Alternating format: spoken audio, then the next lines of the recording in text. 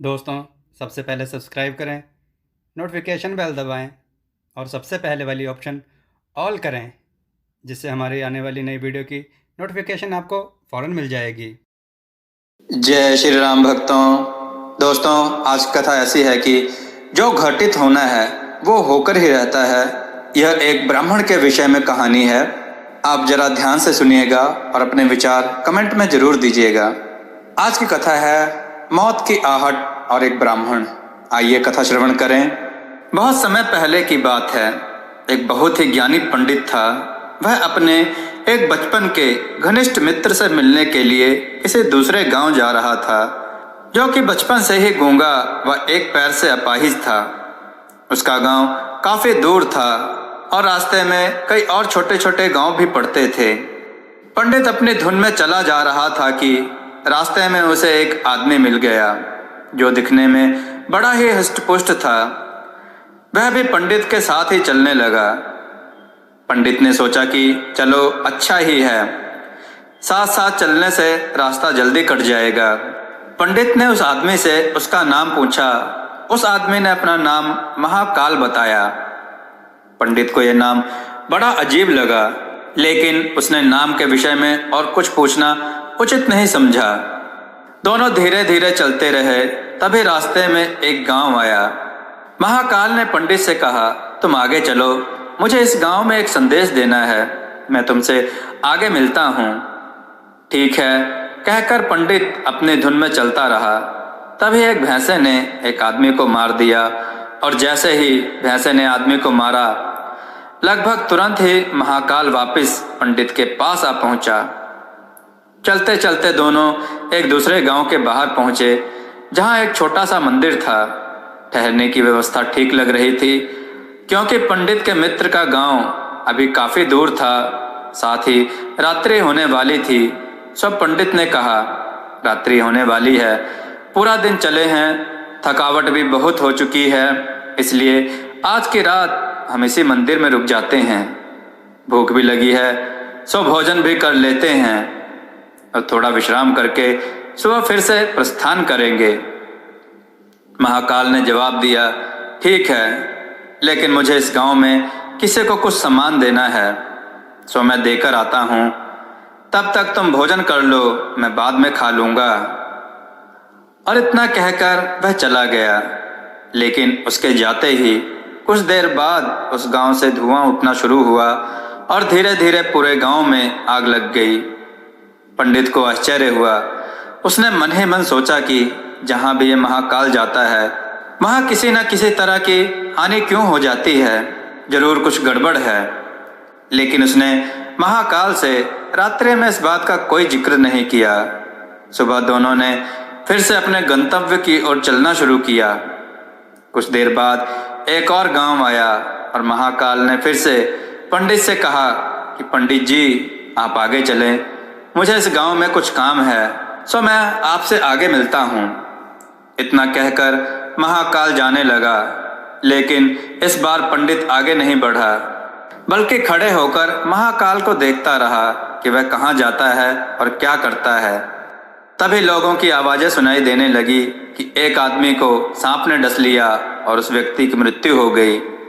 ठीक उसी समय महाकाल फिर से पंडित के पास पहुंच गया। लेकिन इस बार पंडित को सहन ना हुआ। उसने महाकाल से पूछ ही लिया कि तुम जिस गांव में भी जाते हो, वहां कोई ना कोई नुकसान हो जाता है।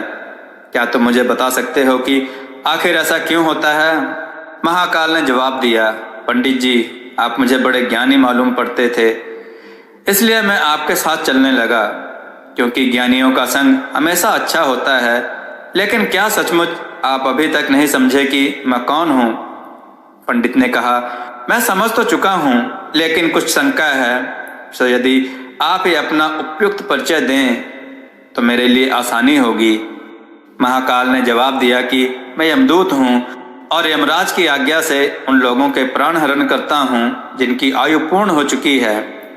हालांकि पंडित को पहले से ही इसी बात की शंका थी, फिर भी महाकाल के मुंह से यह बात सुनकर पंडित थोड़ा घबरा गया। लेकिन फिर भी हिम्मत करके पूछा कि अगर ऐसी बात है और तुम सचमुच ही यमदूत हो, तो बताओ अगली मृत्यु किसकी है?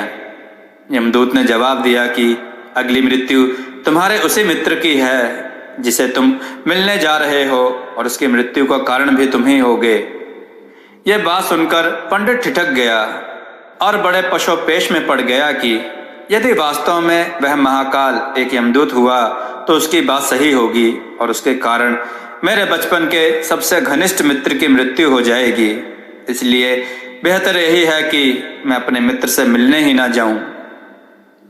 कम से कम मैं तो उसकी मृत्यु का कारण नहीं बनूंगा।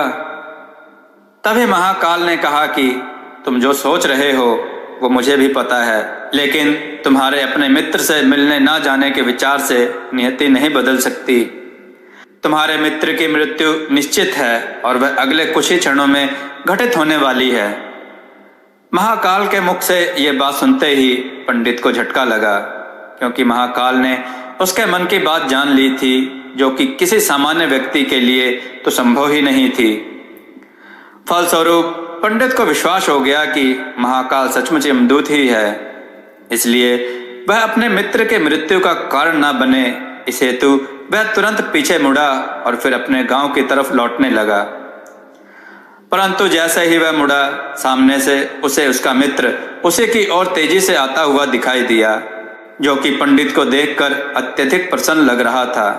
अपने मित्र के आने की गति को देख पंडित को ऐसा लगा जैसे कि उसका मित्र काफी समय से उसके पीछे पीछे ही आ रहा था, लेकिन क्योंकि वह बचपन से ही गूंगा व एक पैर से अपाहिज था, इसलिए ना तो पंडित तक पहुंच पा रहा था, ना ही पंडित को आवाज देकर रोक पा रहा था। लेकिन जैसे ही वह पंडित के पास पहुंचा, अचानक ना जाने क्या हुआ और उसकी मृत्यु हो गई। पंडित हक्का बक्का सा आश्चर्य भरी नजरों से महाकाल की ओर देखने लगा, जैसे कि पूछ रहा हो कि आखिर हुआ क्या उसके मित्र को।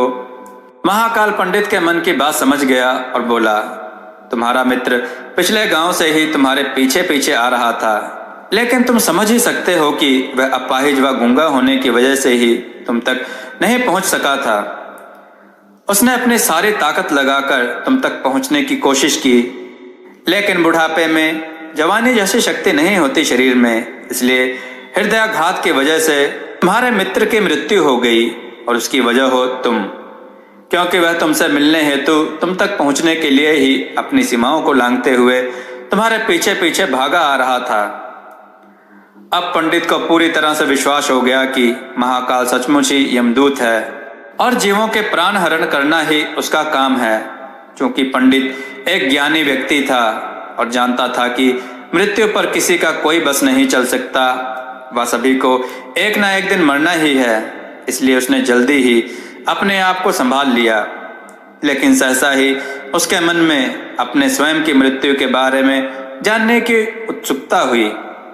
इसलिए उसने महाकाल से पूछा, अगर मृत्यु मेरे मित्र की होनी थी तो तुम शुरू से ही मेरे साथ क्यों चल रहे थे? महाकाल ने जवाब दिया, मैं तो सभी के साथ चलता हूँ और हर क्षण चलता रहता हूँ। केवल लोग मुझे पहचान नहीं पाते, क्योंकि लोगों के पास अपनी समस्याओं के अलावा किसी और व्यक्ति, वस्तु या घटना के संबंध में सोचने या उसे देखने समझने का समय ही नहीं होता। पंडित ने आगे पूछा, तो क्या तुम बता सकते हो कि मेरी मृत्यु कब और कैसे होगी?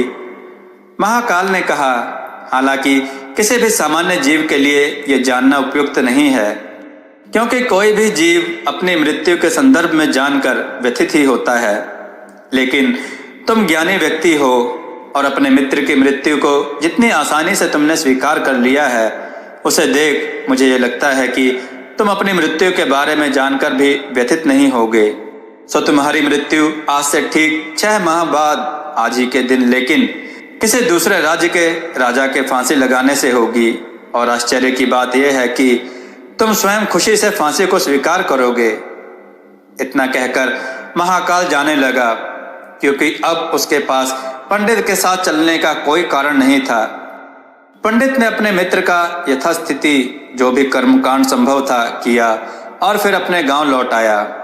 लेकिन कोई व्यक्ति चाहे जितना भी ज्ञानी क्यों ना हो, अपनी मृत्यु के संदर्भ में जानने के बाद कुछ तो व्यथित होता ही है और उस मृत्यु से बचने के लिए कुछ ना कुछ तो करता ही है। सो पंडित ने भी किया।